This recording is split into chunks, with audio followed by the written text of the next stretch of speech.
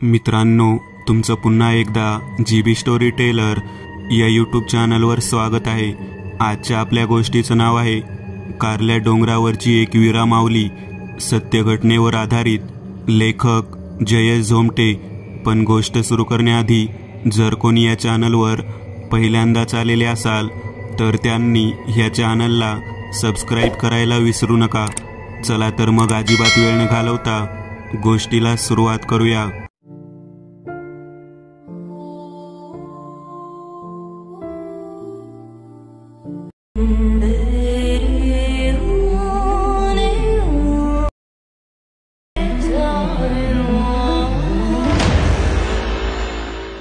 वर्ष 2014। माझ्या एकविरी आईचं नाव, तिची भक्तांवर असलेली माया 7 समुद्रापार पोहोचली आहे। तिला भेटण्यासाठी, तिच्या पालखीचं दर्शन घेण्यासाठी बाहेर देशातून लोक कारल्याला येतात। दगडांच्या पायऱ्या चढून डोंगरावरच्या माझ्या एकविरी आईच्या पायापाशी डोके टेकून तिचं दर्शन घेतात। दर्शन घेतलं की मग तो प्रवासातला क्षीण थकवा कसा लागलीच निघून जातो। एकदम फ्रेश वाटू लागतं। सर्व महिमा हो तिची। आपल्या भक्तावर, लेकरावर कसा जीव वाळून टाकते ती। सख्या आईसारखी माया लावते ती। तू संकटासमयी एकदा हाक तर दे भक्ता, मनापासून हाक तर दे। एकविरा, एकविरा। दिनेश, सोमनाथ, विनायक तिघेही अगदी जीवाभावाचे मित्र होते। ते तिघेही मूळ मुंबईचे आहेत। एकाच बिल्डिंगमध्ये आपापल्या फॅमिली समवेत राहणारे आहेत। त्या तिघांमधला विनायकच काय तो ऑफिसमध्ये कामाला जात आहे, तर बाकीचे दोघे इंजिनियर स्टुडंट आहेत। विनायकने ऑफिसमध्ये 2 वर्ष काम करून एक 4 चाकी गाडी घेतली। गाडी घेतली त्या दिवशी विनायकने ह्या दोघांनाही एका ढाब्यावर पार्टी दिली। चायनीज, दारू इत्यादी पार्टीत असणं साहजिकच आहे। अरे भाई लोक, मला ना आपली गाडी घेऊन कुठेतरी देवदर्शनाला जावंसं वाटतंय। विनायकने आपल्या दोन्ही मित्रांकडे पाहिलं। अरे भाई, एकटा जाणार का? आम्हाला नाही नेणार का? सोमनाथने दिनेशकडे पाहिलं व पुढे म्हणाला, बघ दिन्या, गाडी भेटली तर मित्रांना विसरला। उदयाचं लग्न झालं तर आपण मेल्यावर फोटो घालायलाच येईल वाटतं। दिनेश उर्फ दिन्या तसा कमी बोलणाऱ्यांमधला होता, म्हणूनच त्याने फक्त होकारार्थी हो असा इशारा करत मान हलवली। ए गप रे सोम्या, तुम्हाला दोघांना पण घेऊन जाणार आहे ना? एकटा जाऊन काय करू? बघ दिन्या, आपला विनायक किती चांगला आहे, नाहीतर तू साल्या दोस्तीच्या दुनियेतला शाकाला आहे साल्या। शक घेतो मित्रावर। सोमनाथच्या या वाक्यावर दिन्याला आपण असं कधी बोललो तेच आठवणं झालं। तो आपल्या स्वभावानुसार गप्पच बसला। ए बेवड्या, बंद कर तुझी नौटंकी। आता कुठं जायचं ते विचार करा। हिमालय? सोमनाथ उर्फ सोम्या एकदम मोठ्याने ओरडत म्हणाला। ए येड्या, हिमाचलमध्ये कुठं देवस्थान आहे रे? नाहीये, जाऊ दे चल। सोम्या अर्ध्या नशेत बोबड्या भाषेत म्हणाला। गणपतीपुळे? सोमनाथ पुन्हा ओरडूनच म्हणाला। अरे गणपतीपुणे नाही रे, गणपतीपुळे। विनायकने ह्या वेळेस सुद्धा नकार दर्शवला। दिन्या एकटक गप्प बसून एकावर एक पॅक जिरवत होता की तेवढ्यात त्याच्या नजरेस ढाब्याचं लाइटिंगनी सजवलेलं नाव दिसलं। तोच तो उच्चारला, एकविरा। नाव उच्चारताच दोघांनी वेगाने वळून दिन्याकडे पाहिलं। आईला दिन्या, कडक ना भावा, एकविरीला जाऊन लय वर्ष झाली रे, आणि ऑफिसमधल्या कामामुळे पण गेलोच नाही। विनायकने आपली बाजू मांडली। हो ना भाई, खरंय, मग कधी निघायचं? सोम्या दारूच्या नशेतही फुल जोशमध्ये येऊन म्हणाला, आता जाऊ चल, बस गाडीत। विनायक सोम्यावर खेकसला। त्याने सोम्याच्या पाटणात एक रट्टा बसवला। आई आई, कशाला मारतो? सोम्याने पाठ चोळली। मारू नको तर काय करू? मी काय तुमच्यासारखा रिकामटेकडा स्टुडंट आहे का? मला ऑफिसमधून सुट्टी घ्यायला लागल, त्यासाठी बॉसला मनवावं लागल, मग बघू। ठीक आहे भाई, काय प्रॉब्लेम नाही। सोम्याने होकार दर्शवला। दीपकनेही मान डोलावली। दिवसांवर दिवस चढत गेले। दिवसाचा आठवडा झाला, आठवड्याचा महिना झाला। मग अशातच एके दिवशी सोम्या आणि दीपकला विनायकचा कॉल आला की परवा आपण एकविरीला चाललो आहोत भाई लोक। घरून म्हणजेच मुंबईहून संध्याकाळी निघायचं आहे, म्हणजे सकाळपर्यंत एकविरीला पोहोचलेही जाऊ। मग कुठेतरी रूम शोधून काही वेळ रूममध्ये आराम करू. मग दुपारीच एकविराईचं दर्शनही घेऊ आणि रात्री मस्त पार्टी करून सकाळी 12-12:30 वाजता परत यायला निघू. विनायकचा प्लॅन दोघांनाही आवडला होता. त्यातच ते दोघे बिनकामी. दोघांचाही लागलीच होकार आला. शेवटी जायचा दिवस उजाडला. सकाळीच आपापल्या बॅग, त्यात कपडे, साबण, टॉवेल असं काही बाई थोडं खायचं सामान घेऊन तिघेही 4-5च्या सुमारास मुंबईहून एकविरेला जाण्यासाठी निघाले. तिघांचीही घरातली माणसं त्यांना सोडायला खाली जमली होती. ए विनायक, रात्री घाटात कुठं गाडी थांबवू नको आणि अजून उद्या रात्री काही झालं तरी परत येऊ नका. याचं तर परवाच्या. सोमनाथचे वडील पेशाने ज्योतिष होते. तेच म्हणाले, का बाबा उद्या का परत यायला नको? अरे सोम्या, कसं आहे ना बाळा? ओ अण्णा, आम्ही उद्या नाही याचो, नका टेन्शन घेऊ. सोमनाथचे वडील पुढे काही बोलणार तोच मध्ये विनायक म्हणाला, कारण त्याला माहिती होतं की अण्णा एकदा बोलायला लागले तर अर्धा तास इथेच थांबावं लागणार. आधीच तिघांनाही निघायला उशीर झालेला, त्यातच अजून उशीर नको. तिघांनी आपापल्या घरातल्यांचा निरोप घेतला. एकविरा आईचा उदो उदो म्हणत विनायकने गाडी स्टार्ट केली. मुंबईहून कार्ल्याला पोहोचण्यासाठी 20 तासांचा प्रवास होता. गप्पा गोष्टी, मजा मस्ती करत वेळ पुढे सरकत चाललेली. जर हायवेवर कधी पुढे गाड्या नसतील तर विनायक गाडीचा ताशी वेग 100 ठेवत होता. हवेला कापत जशी बंदुकीतून धूर उडवत गोळी निघावी तशी गाडी हवेला चिरत रस्ता कापत होती. झाडे गाडीच्या मागे पळत होती तर कुठे रस्त्यावरच्या खांबल्यावरच्या काळ्या वायर गाडीचा पिच्छा करत होते. दिन्या, सोम्या दोघेही गाडीच्या काचेच्या खिडकीतून या सर्व घडणाऱ्या बाहेरच्या देखाव्याचा मनसोक्त आनंद घेत होते. विनायकने 2 तास गाडी चालवली. मग ड्राईव्ह सीटवर सोमनाथ बसला. मग तो थकल्यावर दिन्याने गाडी चालवायला घेतली. ती थेट 11 वाजता एका धाब्यावर थांबली. मग जेवण खावण करून 1-2 सिगारेटचे झुरके मारून गाडी पुन्हा एकविरेला निघाली. ड्राईव्ह सीटवर आता पुन्हा विनायक बसला. सोम्या, दिन्या दोघेही झोपीच्या अधीन गेले. मध्यरात्री केव्हा तरी दिन्याला विनायकने उठवलं. मग दिन्या ड्राईव्ह सीटवर बसला. सकाळी 9-9:30 वाजता सोमनाथला जाग आली. त्याने हलकेच किलकिले करून डोळे उघडले. दिन्या, भावा पोचलो का आपण? लोणावळा पार केलाय भावा, आता पोहोचूच. दिन्या इतकेच म्हणाला. हो का? मग तू आता आराम कर, मी चालवतो गाडी. दिन्याने गाडी रस्त्या बाजूला थांबवली. आता सोमनाथ गाडी चालवू लागला. काही वेळाने 20 तासांचा प्रवास संपवून गाडी एकदाची एकविरेला पोहोचली. तिघांनाही मोठ्या कष्टाने एक रूम मिळाली. मग रूममध्ये मस्त 3-4 वाजेपर्यंत आराम करून तिघेही 4:30 पर्यंत तयार होऊन एकविरा आईचं दर्शन घ्यायला निघाले. काही भक्तांच्या अंगी एक सवय असते की ते भक्त जेव्हा केव्हा एकविरेला जातात तेव्हा त्या दगडी पायऱ्यांच्या प्रथम पायरीचं दर्शन घेऊन थेट शेवटची पायरी गाठतात, तेही न थांबता. तसंच या तिघांचंही होतं. प्रथम पायरीचं दर्शन घेऊन पायरीवरच्या बाजाराचं निरीक्षण करत या तिघांनीही शेवटची पायरी गाठली. मग हार नारळ घेऊन एकविरा आईचे मनोभावे दर्शन घेतलं. एकविरेचे दर्शन घेऊन सोमनाथ, दिन्या, विनायक यायची वाट पाहू लागले. काय रे विन्या, इतका उशीर का लावला? विनायक आला हे पाहून सोम्याने प्रश्न केला. अरे एकविरा आईचं दर्शन घेतलं ना? तेव्हा एक बाबा ह्या पुढीत एकविरा आईचा अंगारा देत होता, तर मला अचानक असं काय वाटलं काय माहिती, मी पण ती पुडी घ्यायला थांबलो. हा बरं ठीक आहे, चल, सोम्या म्हणाला. तिघेही रूमवर परतले. तोपर्यंत संध्याकाळ झालेली. विनायकने दारू चकना आणला होता. तिघेही घोळका करून प्यायचा कार्यक्रम सुरू करणार तेवढ्यात विनायकचा फोन वाजला. विनायकने फोन हाती घेत स्क्रीनवर पाहिलं. बॉस. विनायकने फोन उचलला व रूम बाहेर निघून गेला. 20-25 मिनिटानंतर विनायक पुन्हा रूम आत आला. समोर दारूच्या 5 बाटल्या होत्या, त्यातल्या 3 आता रिकाम्या झालेल्या. काय झालं विन्या, काय बोलला बॉस? सोम्याला अद्याप चढली नव्हती.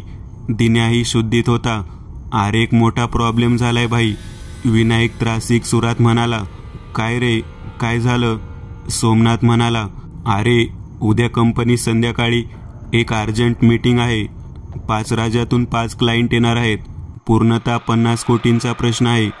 त्यासाठी बॉसने मला उद्याच्या उद्या कसं पण करून ऑफिसमध्ये पाहिजे म्हणजे पाहिजेच असं सांगितलंय.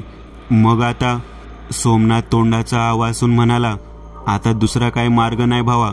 आताच्या आता निघायला लागल आपल्याला. विनायकने त्या दोघांकडे पाहिलं. ठीक आहे भाई, चल.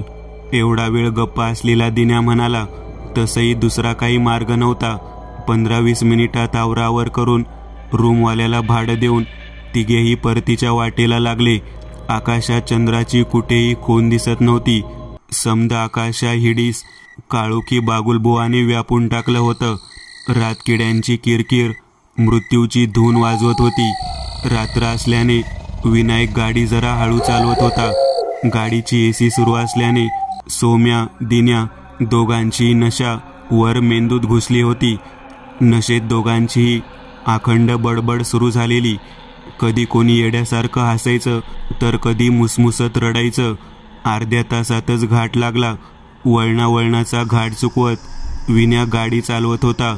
आजूबाजूला सहज नजर गेली तर भक्कास अशी अंधारातली सैतानाच्या अजस्त्र आवासलेल्या तोंडासारखी मृत्यूची खोल दरी दिसत होती, जी पाहून अंगावर सरसरून काटा येत होता. ऐन्या, गाडी थांबव ना, सोम्या नशेतच म्हणाला. अरे झोप ना, काय जीव द्यायचा दरीत.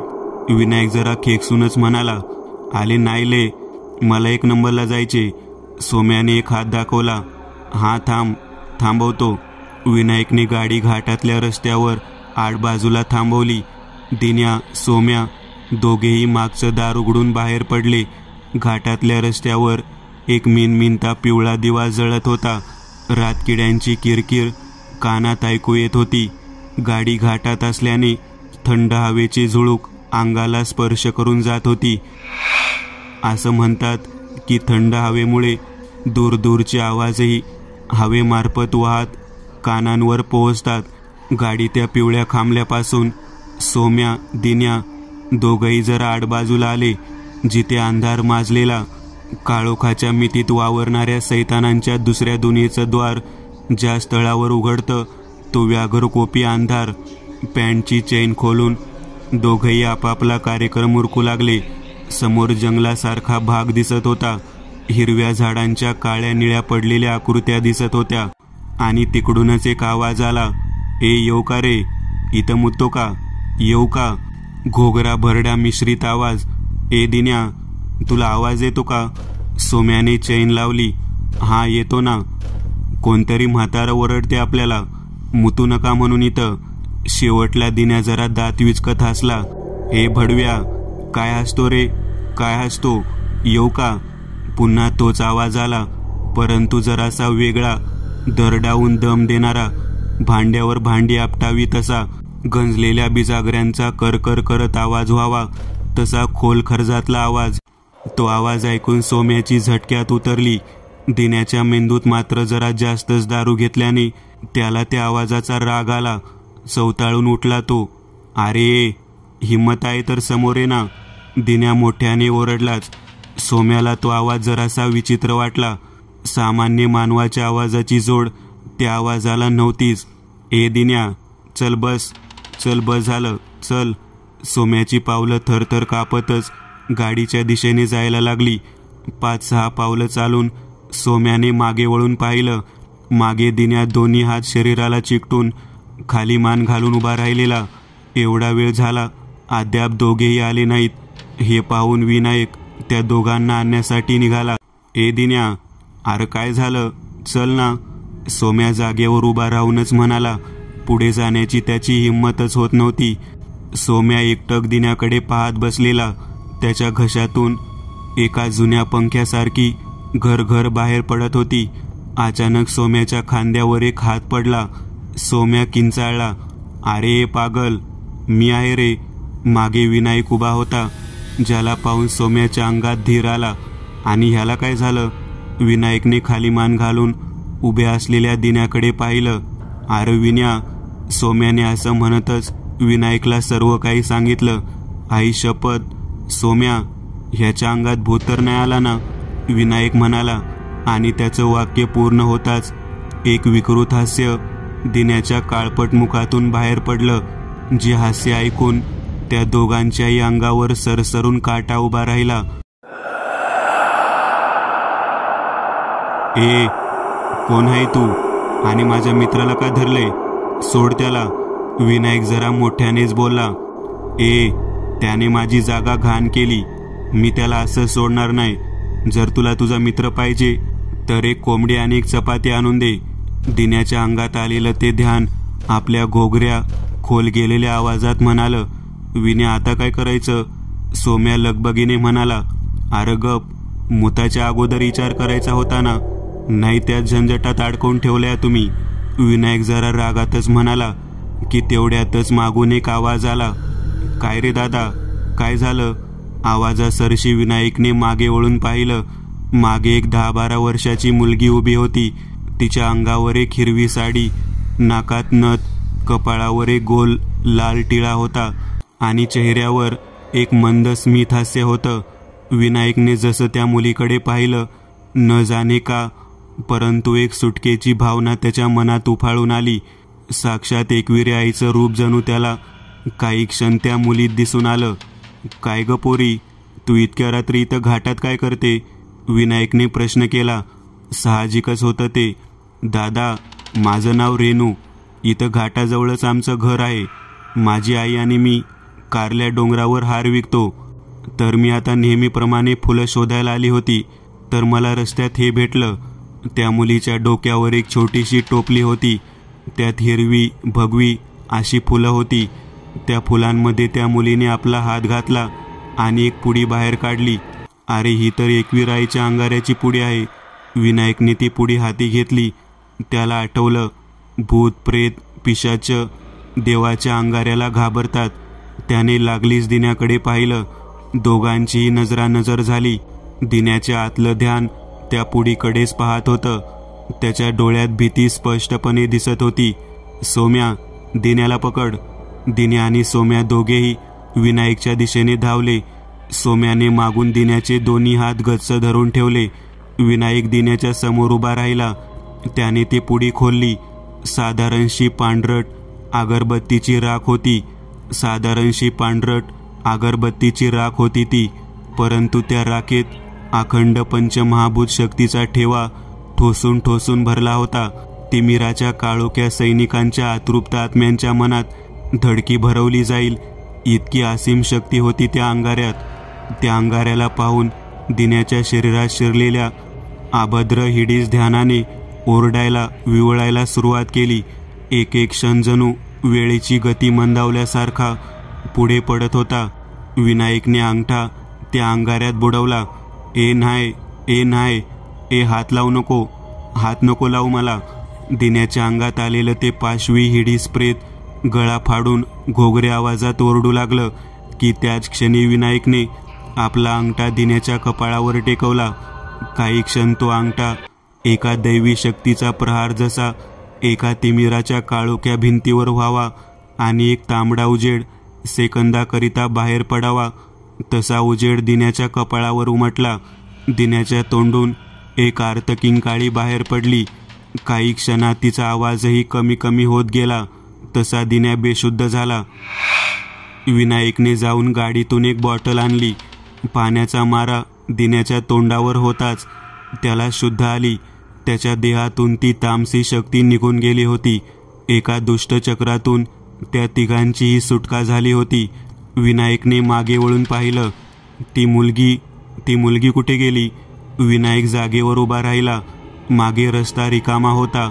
ती मुलगी न जाणे कुठे कशी गायब झाली होती की नक्की ती मुलगीच होती का? दुसऱ्या दिवशी सर्वजण घरी परत आले.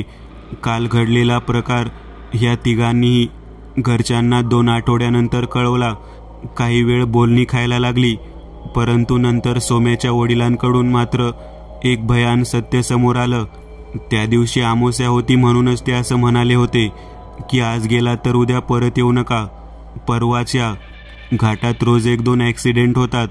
त्या माणसांची काही मरण्या अगोदर अतृप्त इच्छा राहिली असेल तर त्यांची आत्मे ती पूर्ण करून घेतात.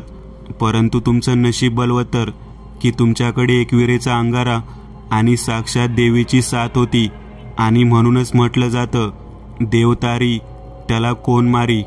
संकटकाळी कलियुगात नाही भेटेल कधी आपल्या माणसांची साथ, तेव्हा मुखातून निघते एकच हाक, एकविरा एकविरा.